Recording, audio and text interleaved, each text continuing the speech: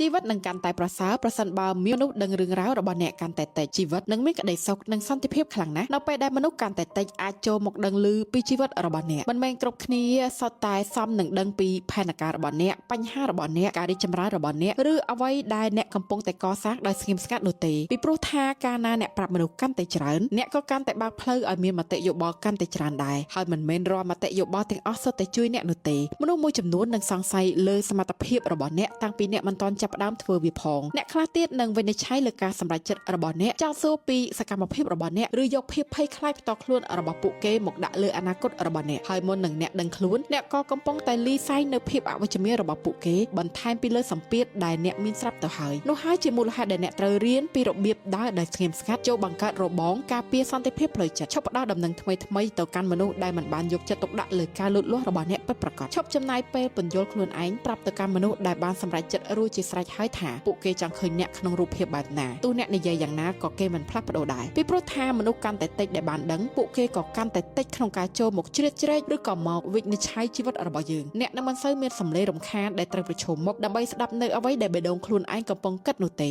រឿងនេះពិតជាសំខាន់ភាពឯកជនឬ privacy មិនមែនជាការលាក់អាតកំបាំងនោះទេប៉ុន្តែវាគឺជាការការពារ